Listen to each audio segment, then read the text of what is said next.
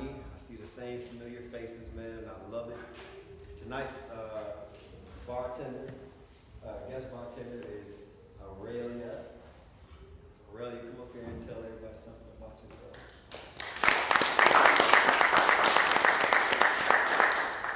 It's Aurelia.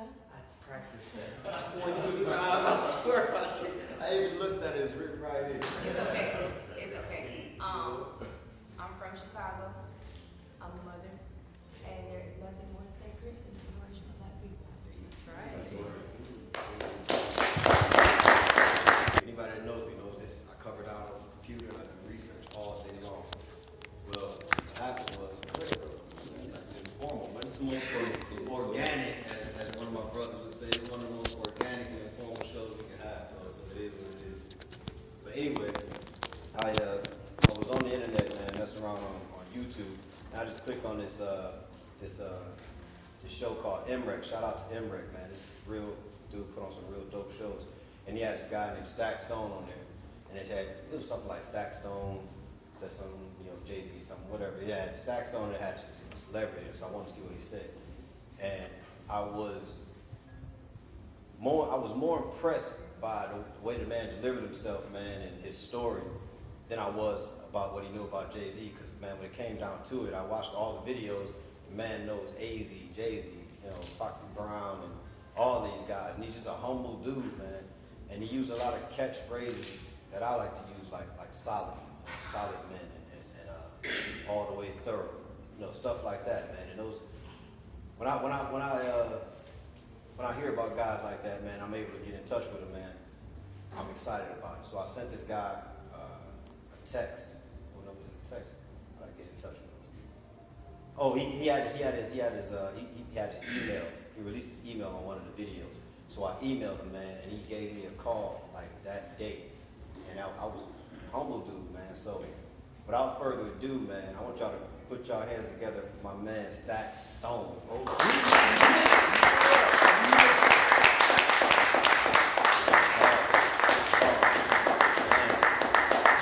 Man, OG Stack Stone. What's up, y'all? Man, I'm gonna get right to it, bro. Tell them about the blood crime, bro. Tell us about the blood. No pre-warm up and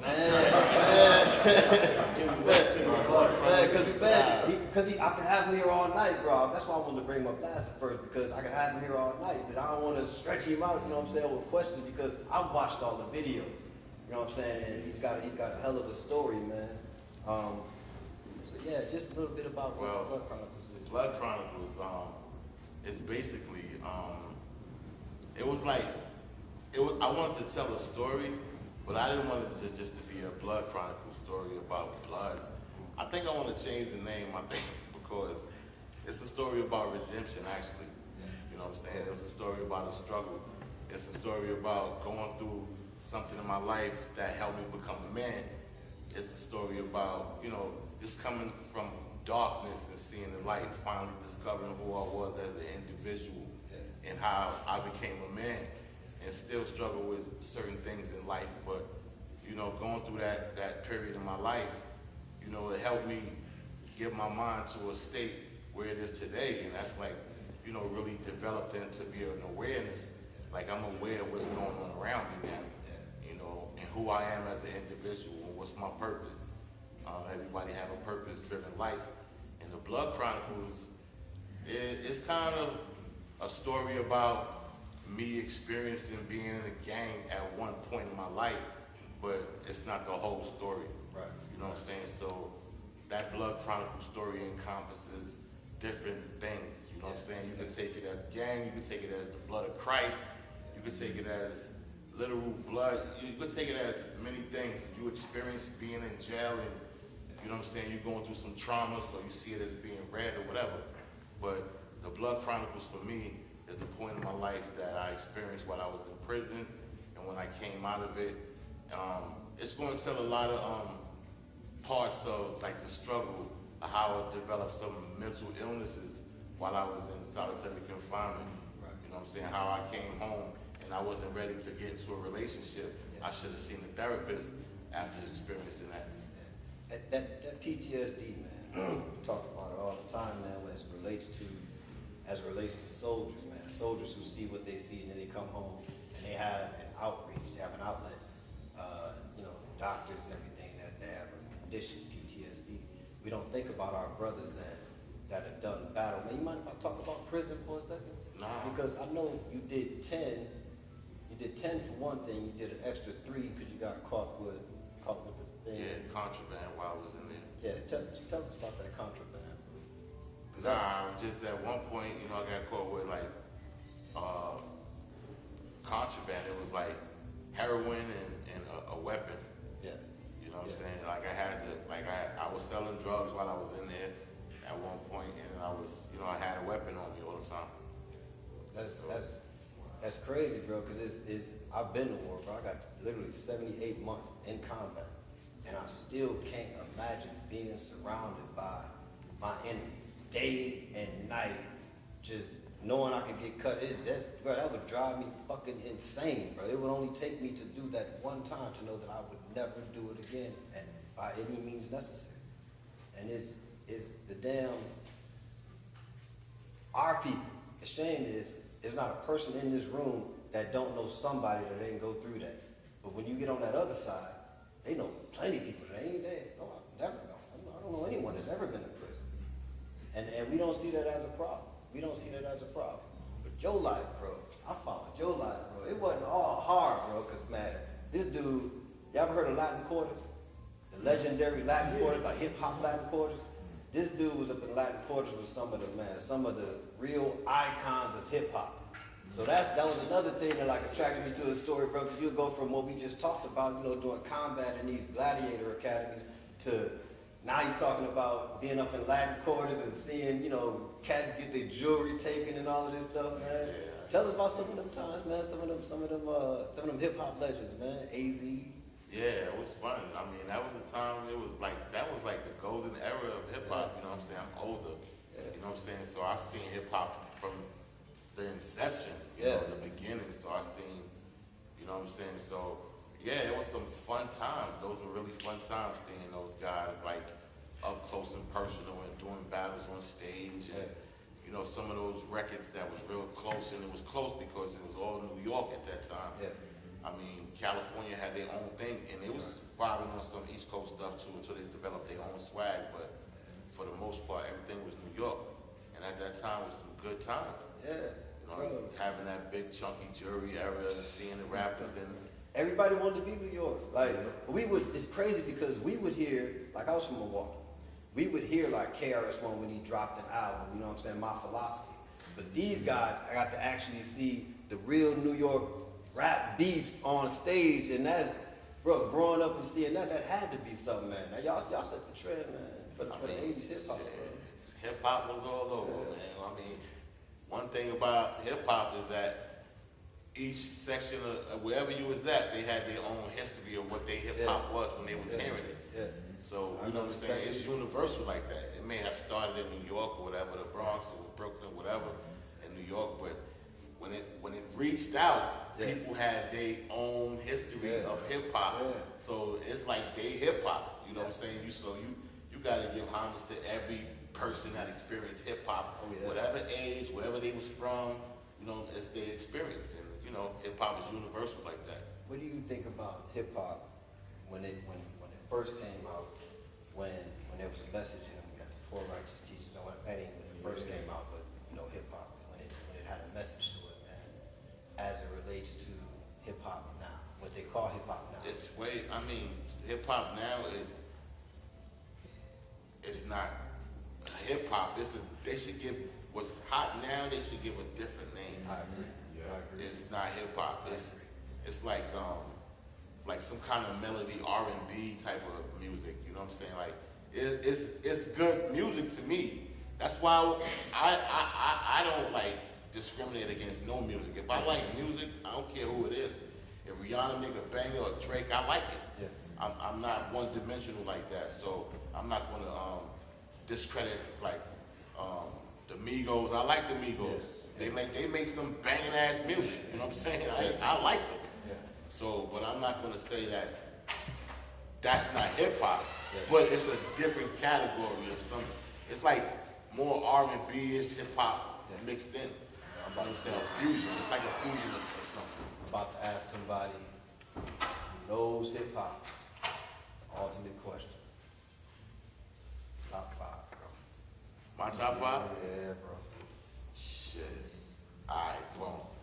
I'm more old school, so I'm gonna put KRS-One as my number 1. All right. I'm gonna tell you why he's number 1 off the top. Because of his styles and his show. Like, he was advanced. When he came out with that Criminal Minded, if you listen, if you a hip hop legend, if you a hip hop whatever, connoisseur, hip hop person that you think you a hip hop whatever fan or whatever, that album was before its time and shit. The production on that shit. You talked about him taking the crown from somebody. Melly Mel and shit. I seen that shit. You watched it live, didn't you? Hell yeah, I seen that shit live. Wow. But Watching him take the crown. to me, he's number 1. Probably number 2 would be, I'm gonna have to say, damn. I gotta give it to Biggie and shit. To the nigga. Yeah, I gotta give number 2 to Biggie because the impact he left with 2 albums. Yeah, he did. They was calling him the greatest after 2 albums. That's true. So imagine if he would have had 5. So I'm gonna get him right under KRS and shit. Because the impact he had and his influence generationally. My daughter know who he is and she wasn't even born. Who's number 3? Well, number 3, shit. Have to go with Nas, Slick Rick, and Jay-Z. It's like that. Wow. Hold on, but the thing is, bro, people sleep on Slick Rick though. People sleep on Slick Rick, man. Nobody sleeps on Nas. Nobody sleeps on Nas. I'll hold my Slick shit. Rick is, you gotta give it to Slick Rick because he could tell a story, man. Yeah, the art story. And then he had a fucking that fucking sound, that fucking language he had, his accent, and then he had a sound bite. Yeah. That's another category. If you got a sound bite, it's a different category. What does it sound like? The way you sound on the mic, the way you sound. Biggie, he's a bear, he husky, he can take over a mic. Yeah. KRS-One, he's a bear, he can take over a mic, he got a sound bite. Presence on the mic. Chuck D. Chuck D, people like that, presence. They distinguish themselves. So that they open their mouth. It's hip hop. It's hip hop. All right, man. I'm gonna open it up to y'all, man. See if you got any questions from the audience. What y'all got for Stack Stone, man? Anything? How did you get into like around these legendary cats? Was it just you knew from the street before you got there? You always grew up with them? Well, AZ, I know the rapper AZ that was affiliated with Nas because he was from the projects. So me and him, we grew up together, so I used to go on shows with him. I knew KRS-One because I used to play basketball with his brother, Kenny Parker. Kenny Parker was from Brooklyn, Flatbush, 35th and Church Ave. That's the story I told on YouTube and shit. So KRS-One told everybody he was from the Bronx, but he was really from Flatbush. But Yeah, used to yell the Bronx he was all the repping the time. Bronx. Plus his mom kicked him out and he went to stay in the shelter and shit. And he met Scotty Rock. Then he started repping the Bronx. He made that South Bronx shit. That shit was a banger. Yeah. And he hit him with the fucking bridges over. There was guns. He killed the whole Queensbridge with that shit. Word. Why wasn't Tupac in your top 5? Tupac is in there, but it'd be between him. Matter of fact, I gotta take Nas out and put Tupac in there. Only because Nas is lazy and shit. If Nas, that's why he wasn't more successful than what he is, because he don't have a work ethic like Jay-Z. He was definitely tough. You said, what's his name? You said, I watched on YouTube and you said about AZ. You said he could have been bigger than what he was. Yeah, he could have been bigger than what he was, but he's too, how could I say it, man? He's too private. Too private. He don't like to put his life out there. He don't like to sell his life and his music. He rather just sell you a fantasy. Like, you know, some people, the people that have longevity is the people that sell you their life. So is it more, you think it's lyricism versus like stage presence or style that makes it MC? It's a combination. It's categories. For me, if I'm gonna look at an MC, I'd be like, Karis One got me because when I first seen him, man, on stage, he battled Melly Mel. And then I listened to his tape. I kept listening to everything. And I was like, yo, this dude was before his time. Yeah. You know what I'm saying? I was listening to the production, and then he came out with the second album, and that was a banger, man. He came out there, 1, 2, 3, the crew is called BDP. When he came out with that, he just came out with 2 or 3 more anthems. I was like, this nigga is crazy. Bro, by the time my philosophy hit Milwaukee, it was a wrap. Yo, when he had my philosophy out, 88, Man. killed him. Then he had that. He was killing him, son. I was like, damn, this dude is a beast. Hey, so EPMD, man, cause that was about the same Oh my time. God, they was a beast. Yeah. They one of my favorite groups. I would put a top 5 group: PE, EPMD, Wu-Tang, PE, my number one. Wu-Tang, NWA, EPMD, and fucking Public Enemy. That'd be in my top 5 of the groups and shit. I love Public Enemy. Probably the Locks, the Mobb Deep, one of them in there as a group. Yeah, the Locks is they definitely be in there. Lyrically, Locks was handsome. Yeah, they was spitting the streets. I say one of their homeboys' mouth. What about, how do you feel about, well, who do you think the best Southern rap group is? Southern rap group, Yeah, all the time. all time. Okay. Outkast, nah, Yeah, you I wouldn't say them because they ain't make a lot of hits. They got some joints, but they don't got a lot of albums. Goody Mob, I ain't hear enough of them. 3 6 Mafia. It seems like the South don't stay It's together. gotta be that Ghetto Boys. It's gotta be Ghetto They Boys. gotta be Scarface. Ghetto Boys, they said that they started the South. As far as I'm concerned, I mean, you probably get plenty of YouTube hate, but as far as I'm concerned, the South started the Ghetto Boys.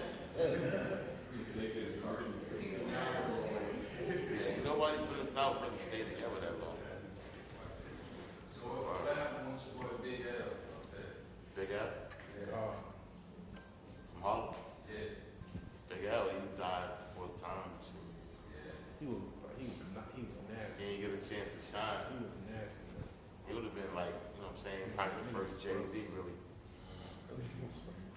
Because him and Jay-Z was like peers at one point. Then he got killed. Do you think, Tupac and Biggie, if Tupac and Biggie would have died, do you think they would collaborate eventually? Like squash and just like, Yeah, I think so. It was getting close to that point. Yeah, I heard that too. That's what I heard. I was in jail for all that. At one point, huh? Huh? At one point, I ran across Tupac when I was just becoming blood too.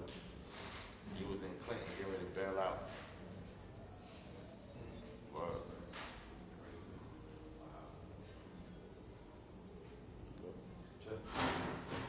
You probably touched on this. I stepped away to make a phone call. But what's the history of the Bloods coming into New York from the West Coast? Like, what's the deal with that?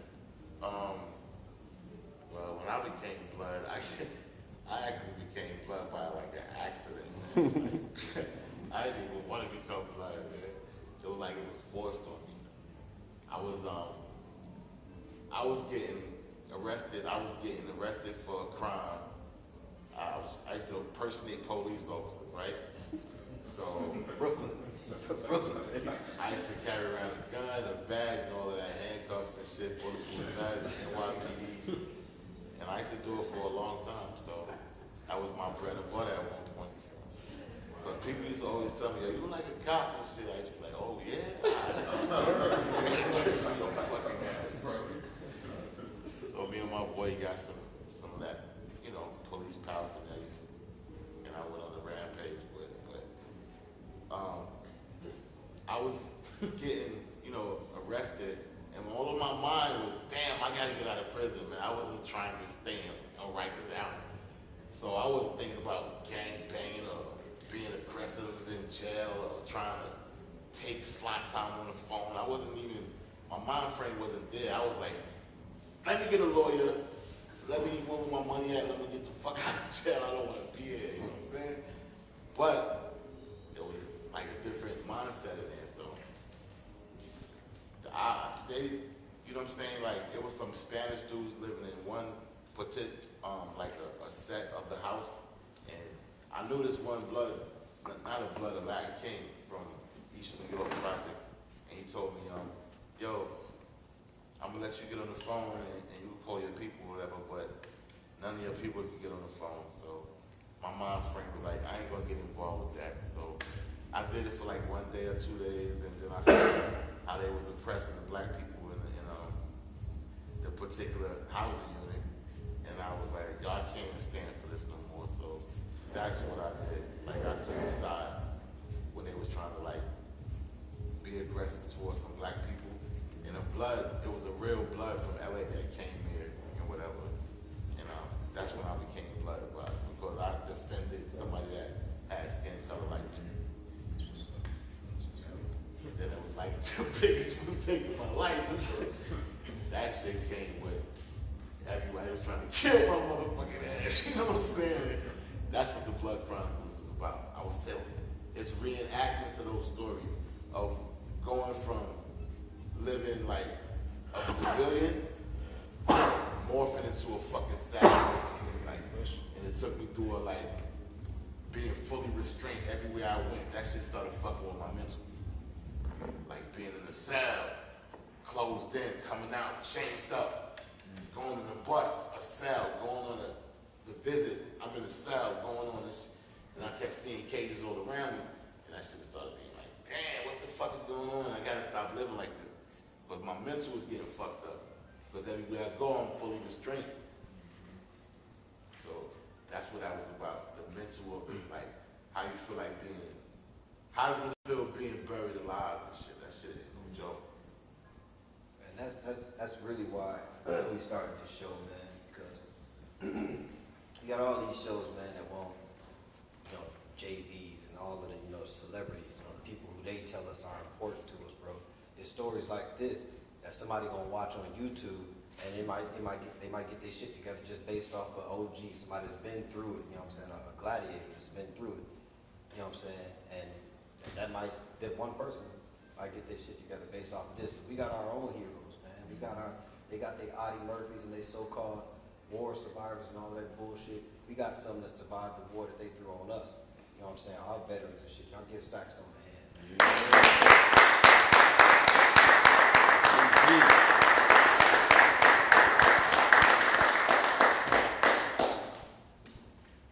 Oh, you got more questions, bro? Go ahead.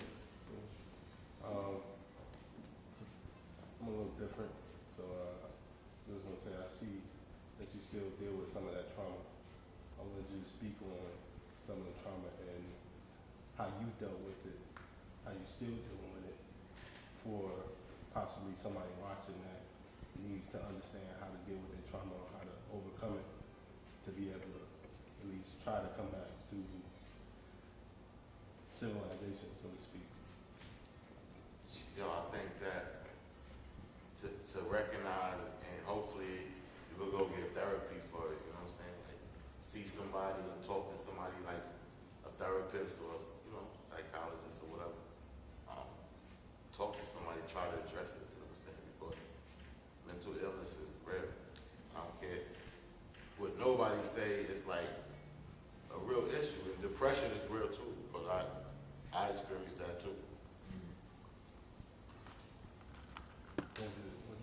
stuff that, like, when you went to go see a therapist, that the therapist asked, like, you know, how did you get, you know, through that therapy session? How did you get through it? Like, what were certain questions you had to answer for yourself, and what were they asking you, or how did you bring yourself up out of that? Yo, to be honest with you,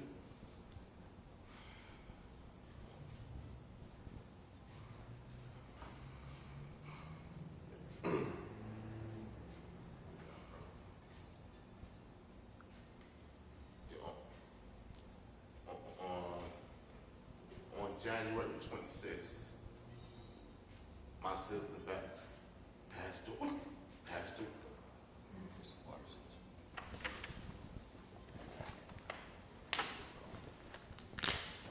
My sister passed away on January 26th, so I was still experiencing like depression.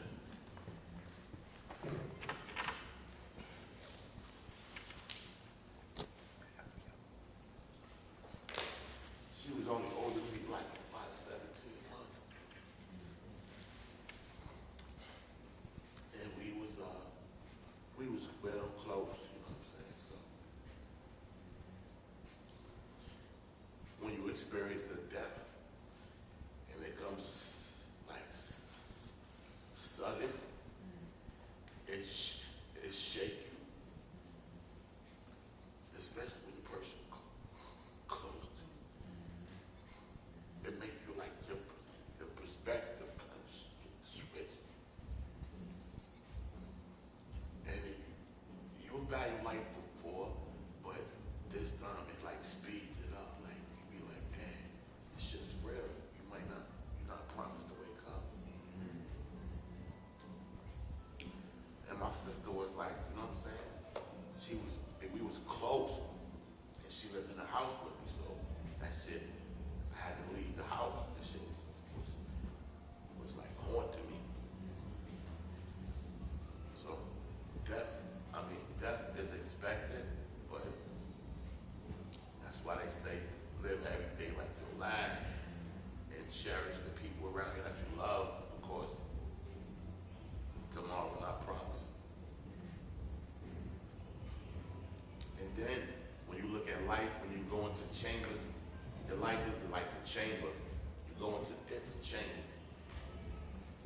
You know what I'm saying? My sister wasn't happy. You know what I'm saying? She died alone. She really wasn't happy with life. She wasn't fulfilled. She didn't know how to fulfill herself or how to get self-love.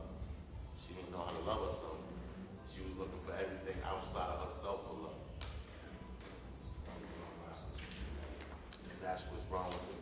Yo, don't want to stop the community. You know what the destruction of us is? We could change it. Well, women just gotta set the standard. You can't give niggas no pussy no more. If you shut niggas down on pussy, you'll change the world. Yep. That's all it takes. Because a dude is gonna chase the woman. But if too many women give it up, a relationship up too easy, it's a wrap. Then the standard is done. So the dude is gonna just run wild, run amok, run anyway. There's no structure in his life. He don't got nothing to live for. He conquering everything in his way. Put your hands together for one last time.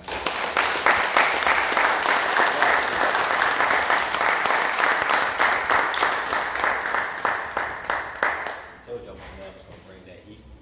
All right. Welcome to What's Trending and Why It's Trending. This is the part of the show where studio audience interactive. Everybody, speaks their piece, man. We talk about what's on our mind. Prior to the show being filmed, we agreed that the topic that we would talk about today would be the Jussie Smollett issue.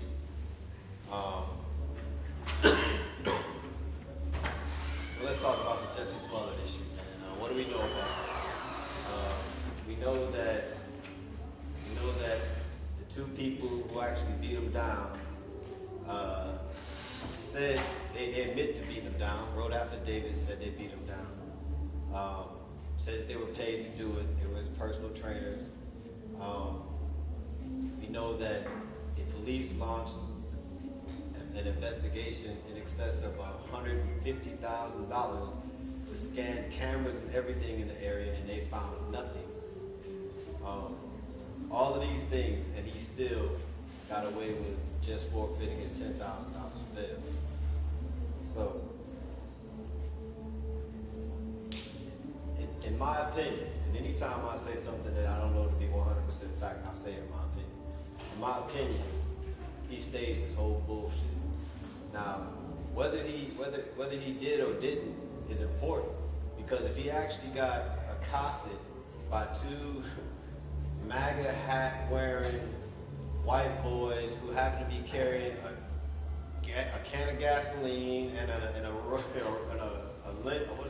fucking noose at 2 o'clock in the morning in Chicago, while you out there looking for a damn sub at Subway that closed at 8 o'clock on that side of Chicago. You know what I'm saying? None of this shit adds up. But what I want to talk about is how bad that type of shit is for the black community. Because what that does is essentially, what if everybody would have believed it? What if everybody would have believed that he was beat down and called nigger and said this make America great again country and all of that bullshit and started a race? How many black people, some black people are gonna be watching this and be like, hell yeah. And you're ready, you might be ready for it. Congratulations. But the majority of us aren't. The majority of black people aren't ready for a race war. Not ready for a race war that you're willing to start to further your career. So when I'm asked, how do I feel about it, and am I in support of him? Because these white people trying to tear him apart. Trump wants a federal investigation launched against him. And I would too. I think it's a smart thing to do. Because I don't think you should get away with it. At the risk of our women and children who already don't feel safe, to further your career. So he's my brother and I love him. But the lies and the calling himself I'm the gay Tupac, and what he said in front of a camera, I wouldn't be my mother's son if what I was saying wasn't true. Well, you aren't your mother's son, technically. I don't know, man. What do y'all think?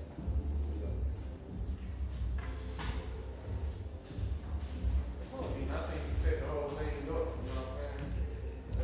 I think he was trying to get more publicity. Should be or should be? Yeah, he said he was trying to get more money, so. Now,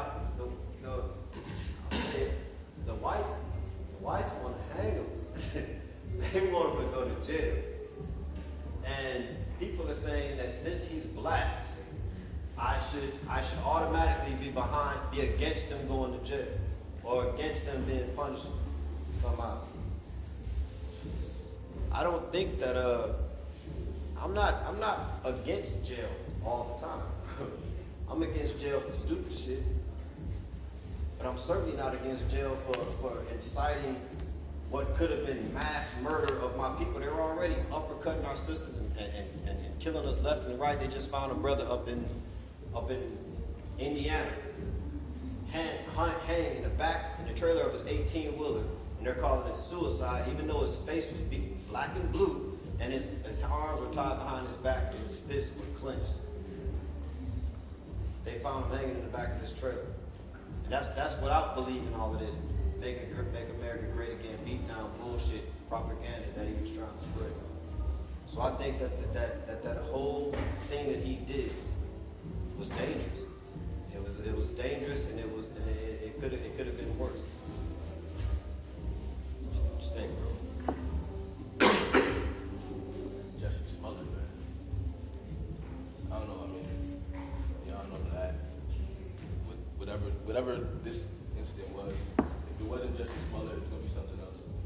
If it wasn't R. Kelly, it's gonna be Michael Jackson. If it's not Michael Jackson, it's gonna be Prince. If it's not Prince, it's gonna be, Cosby. Right. List goes on and on. And I wouldn't be concerned, because I didn't even know who Justice Smollett was. I'll be honest with you, I've never seen a half an episode of Empire. Ever. I'm not interested. I thought this was an episode. At one point.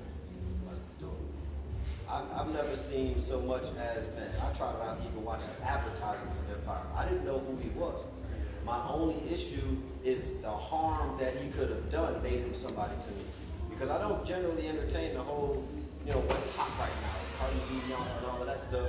Only if it's got the attention of the masses and it has potential obvious harm to our people. The detriment of our people. Big dog. Okay, baby. Yeah. So that's my commentary on that.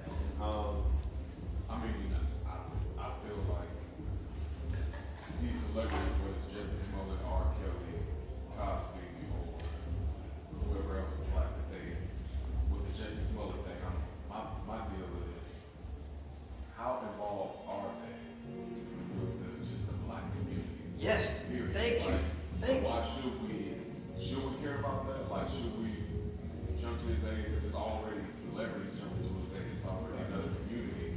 How much of us do they represent when something happens to us, just like regular people? Right. Right. You know, our sons and our daughters have killed, shot down by the police. Yeah. We don't never see them. They stay underground and they hide. You know. Exactly. So for this, I just feel like, with the whole Jussie Smollett thing, the fact that you would pay two brothers to even do that, kind of putting their lives at jeopardy, and then for like minimal money that you gave them, it's just like, I feel it's like kind of whatever happened to you, it's like whatever. Yeah, Do you think the bigger issue is media representation? The biggest issue, like where we get our news from, and if so, like how do we disrupt where we get our news from? You know what I mean? Because they're gonna keep playing with that string as long as we let them. You know what I mean? And not to dull down the Jussie Smollett situation, but it's I've seen this episode already. I've seen this scandal. I've seen this. So I'm thinking like, all right, so if we could get out of watching YouTube, what's the one, the TV show that they be exposing the celebrities? TMZ. Yeah, like, you know what I mean? And then World Star, people started taking over World Star. You know what I mean? Like, do we really have to like invest in a whole new network? Because that's how Cosby got taken out. Right. You know what I'm saying? So how do y'all like? I say this is the answer. I say this is the answer. We pick what's important, we pick who's important, and we pick what we talk about. Man, put your hands together for that segment, y'all.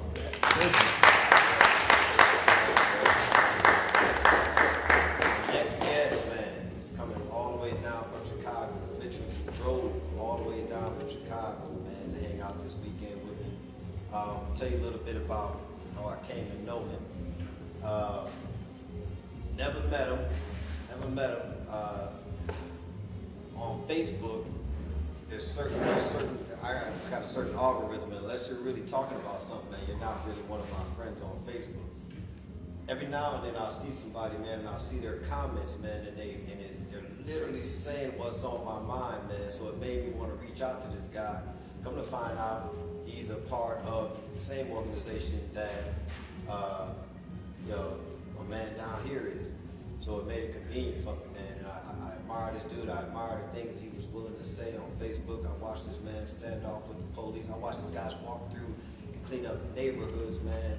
Beautiful videos, man, of them really taking the streets of Chicago back, man, when nobody else would do it. And if you know anything about the Midwest, man, especially Chicago, I'm from Milwaukee, right next door. It's one thing for us to do what we do down here in Atlanta, as you would be with the gun club and patrol the streets and stuff armed, because it's the South. Everybody's got a gun. Well, it's not like that in Illinois. It's certainly not like that in Chicago. Very strict gun laws, man. So these guys, I've seen these guys stand off with these guys with no weapon, and it's something I would have to question myself what I would do, because I'm a slinger. That's what I do. So I got a big respect for these guys, man, and a big respect for what they do. No further ado, man, y'all put your hands together for my man Eric Bolt.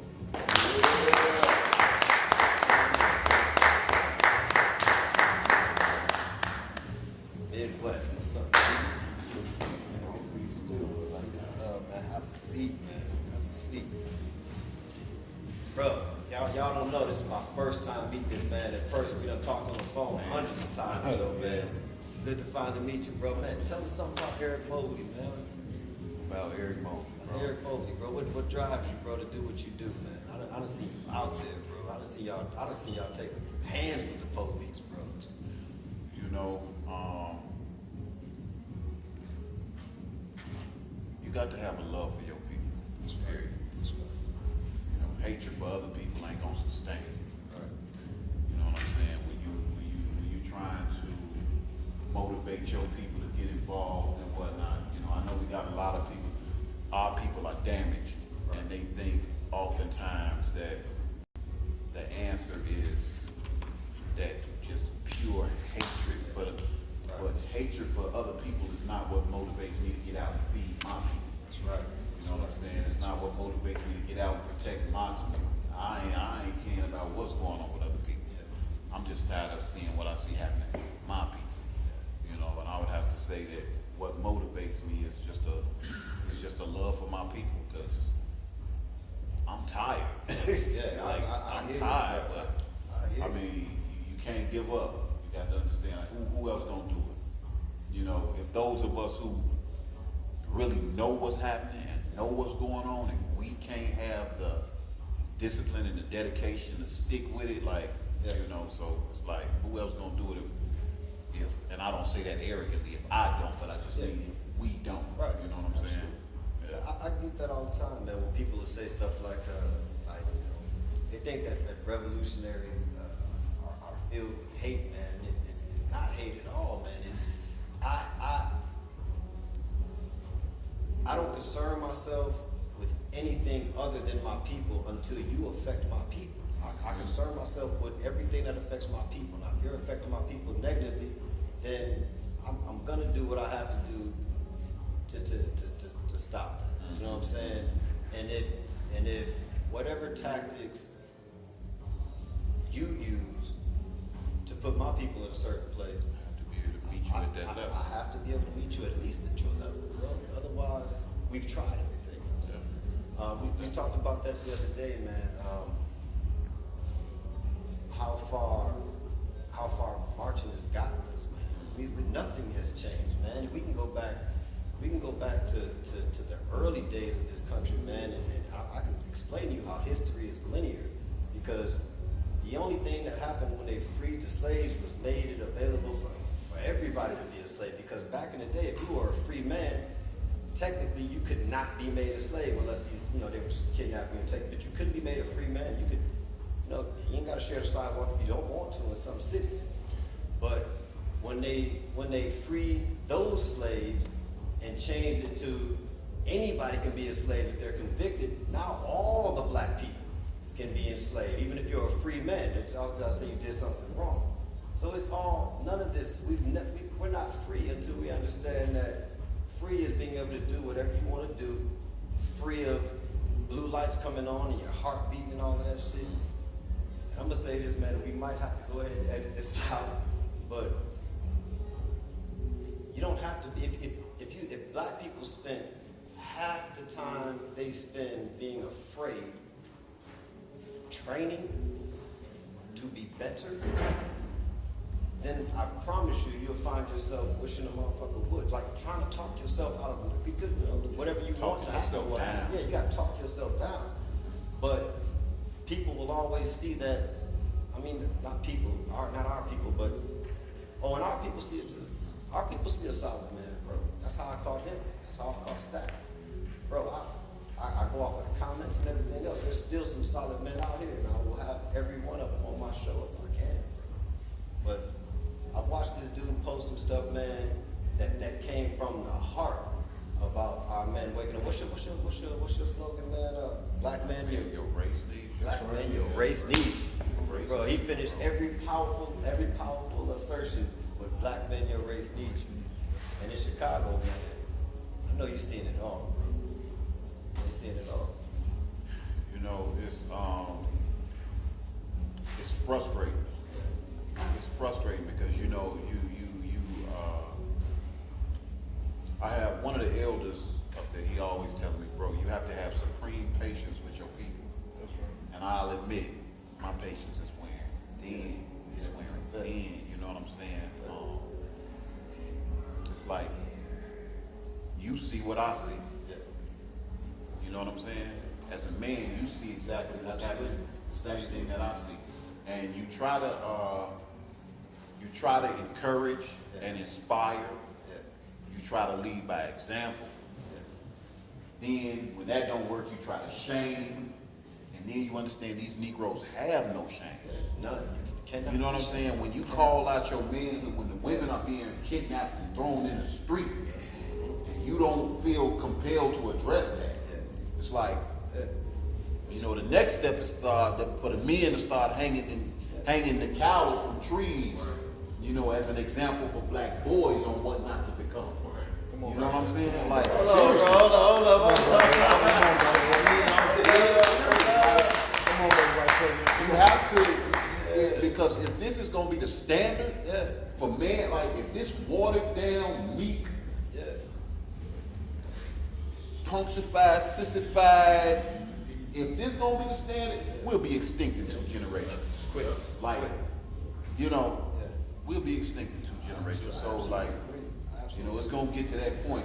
We're gonna have to get down on Man, before we get to the end. I tell me and my guys, man, it ain't probably an episode we ain't talked about this. All we ever watch is nature. We ain't watching something how to do some new shooting platform on YouTube. We watching nature. Get your clues on how to move from nature. And man, I watch all the time how 2 dominant lions can hold down 14 lionesses, and them other renegade lions will never see the love of a lion is because they're not doing what they're supposed to do.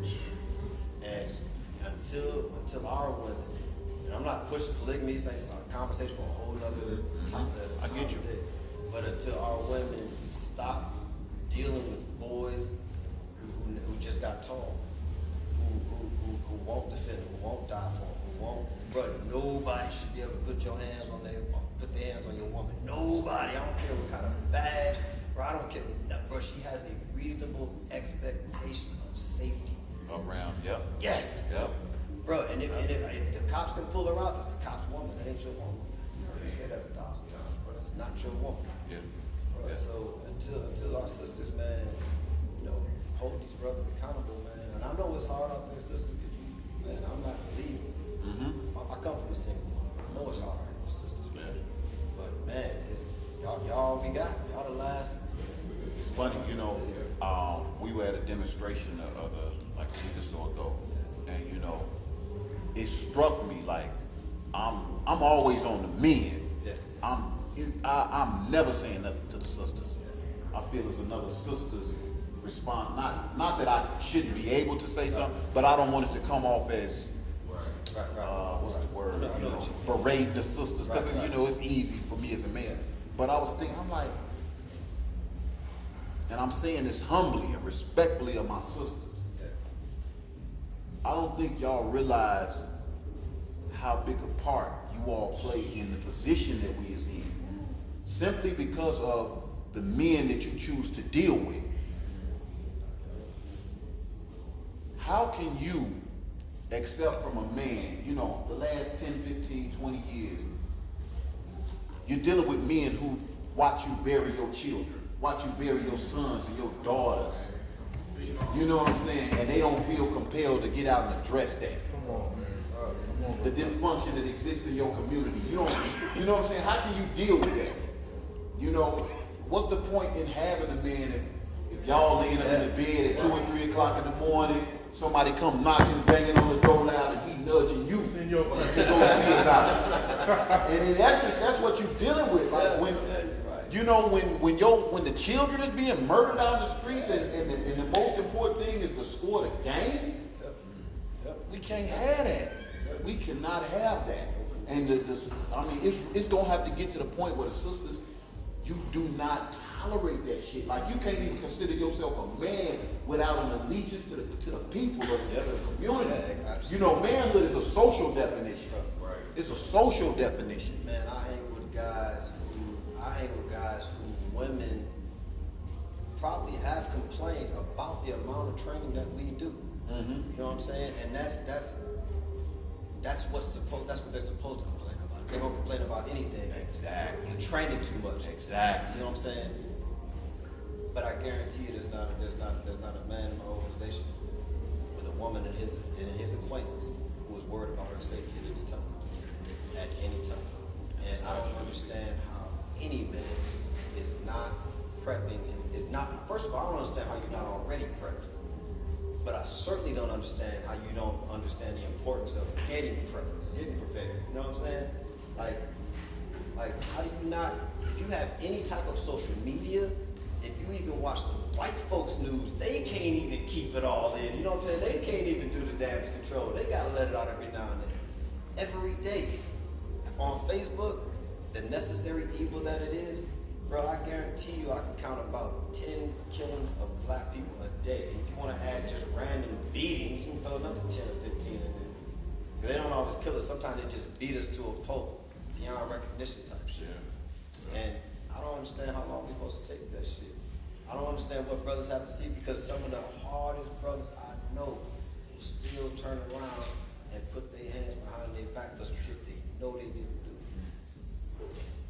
It's you know what, it's difficult to understand, but then it's not for me. Because I've only had this mindset for like maybe 4 years. Before that, I was a regular dude working my job. You know, I was aware of certain things, but I was not intimately involved in the struggle. And you know, when you see these brothers that's just totally disconnected, you know what I'm saying? And that's why I try to scale back my anger towards them, because to a certain degree I was them. You know what I'm saying? I was woke, I was asleep, and then all of a sudden it was like, wow. Yeah. You know what I'm saying? And I was on it, going hard. You know what I'm saying? Like, I tell, I was raised in church. My old man is a minister. You know, so it took me, I'm 40, and I just got to this, you know, consciousness, whatever you want to call it, about 30, when I was 36. You know what I'm saying? So it took me all that time. You know what I'm saying? And not arrogantly, I just feel like I'm a monster already, and I only been in it 4 years. So I think about, what if I had been raised up in it? What if they had taught me about Garvey from a child, and Malcolm, and, you know what I'm saying? All I knew was the Bible and church, and that's all I knew. Yeah, exactly. You know what I'm saying? And our brothers, all they know is what they see. You know, so just being meek and dominated and bring that, bro. They unconcerned. Make sure that Black History Month, man. They make sure you know about Martin Luther King. That's it. Harriet Tubman. That's it. Slavery. All of that meager, submissive bullshit. They ain't gonna tell you nothing about. They ain't gonna tell you nothing about Geronimo. They ain't gonna tell you nothing about Toussaint Louverture. They ain't gonna these hunters getting scalped all throughout the United States. They ain't gonna tell you when 98 renegade Indians killed 3,500 white folks. They ain't gonna tell you about all that. They gonna tell you about Martin Luther King getting hot potato salad and snack, you know, that kind of shit. And it's almost like we think there's a dignity in suffering. Hell no, man. And that's played out. That's crazy. But I got that awakening about the same time. I think most of us did about 4 years ago, man. Around that time we started coming out. You ain't by yourself.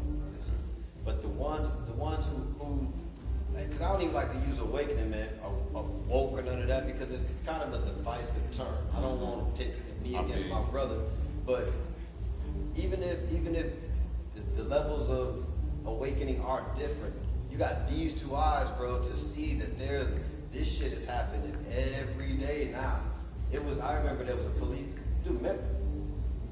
Who's the last boy that got killed by the police? You don't know? It's no big deal anymore. You're used to it. Trayvon Martin was a huge thing. You know what I'm saying? What's the brother out of Ferguson? Mike Brown. It was a huge thing, bro. It's happened so many times now. You don't even know who's the last person got killed. They just beat a black woman to death in Forsyth County. And you know what I'm saying? Forsyth County beat a black woman to death at a all-night slumber party. She was out with all white folks. Oh, that was down here. Yeah, it's Forsyth County. And it's no big deal, bro. There's no. The thing about it is, name something they haven't done. You can't. You can name nothing they haven't done. There's nothing they haven't done to us. So when is this shit gonna hit the fan? It'll never hit the fan until we stand up and say, y'all can't do that no more. that's when you're gonna get the bombs and all that other shit. Because now they can just kill us and there's no one. All we're gonna do is, like you said, I don't understand how, if my woman, if my son was a victim of a killing at the hands of any man, it's like you said, I couldn't lay, my wife would have to know she's about to lose her husband too. Man. She's about to lose her husband too. My kids have to know that they're about to lose a dad, all of that good shit. Because nothing will take mine, bro, and not be punished for it. I watch nature too much, bro. If you, bro, what do you think would happen if a what do you call it, hyena grabs a lion cub? Yeah. Bro, what do you think is gonna happen? Bro, you think it's gonna be okay? Like, damn, got one of them, got Junior, shit, gotta protect the rest of them, bro. Whatever was responsible for it has to die. That's those are the laws of nature, bro. I don't care about the shit that you wrote down. These are the laws of nature. And until the black man gets back to that, we gonna be in trouble. Well, how do you think, I just want to, get your perspective on it. How do you think they've been so successful in, like, engineering that out of us? Because, like, I know killers Yeah. that'll raise up on everything else but, Yeah. you know what I'm saying? I remember. And I don't understand it. Like, it's like that self-hatred is so scientifically fine-tuned, you couldn't even fathom. You can't even see yourself doing something to your enemy. But your brother is fair game no matter what, over the smallest little infraction. I mean, like, what they did, man, they did it at the same time with music, movies, and everything that we put our eyes on.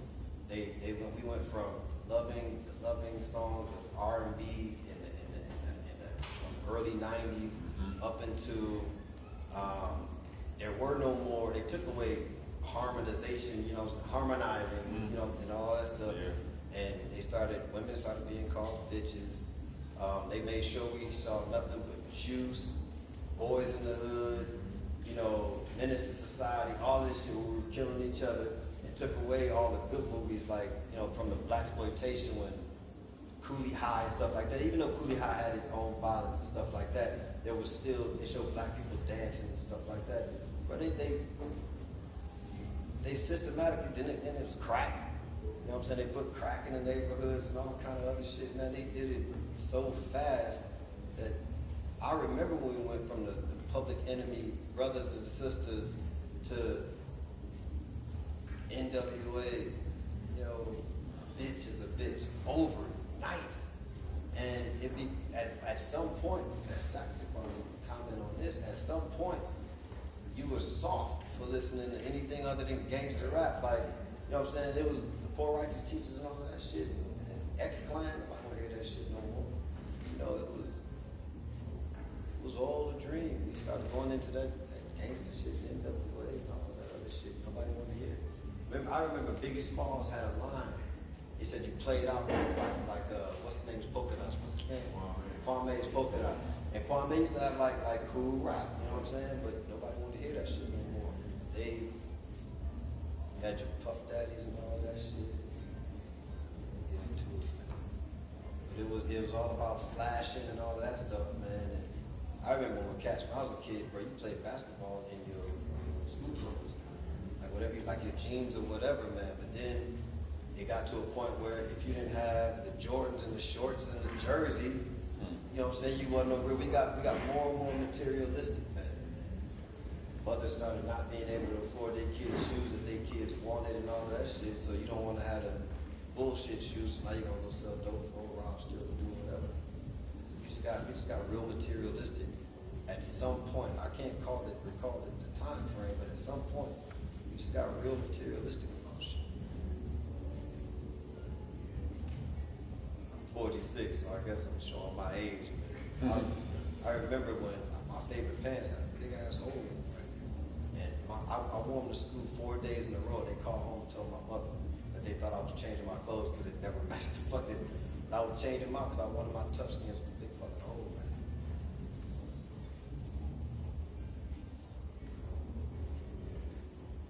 gotta get it together, man, to the point where, like this whole thing with Gucci, I want to bring up the materialistic shit. The whole thing with Gucci, why does it even matter?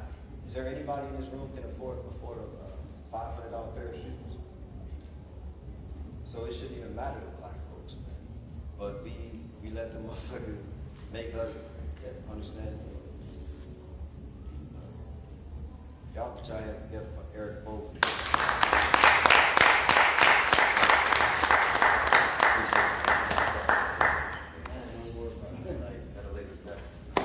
Hey y'all, that's the show. That's a wrap. Tune in next week. I don't even know if we're gonna have a guest yet. I appreciate y'all coming out. Give yourselves a hand.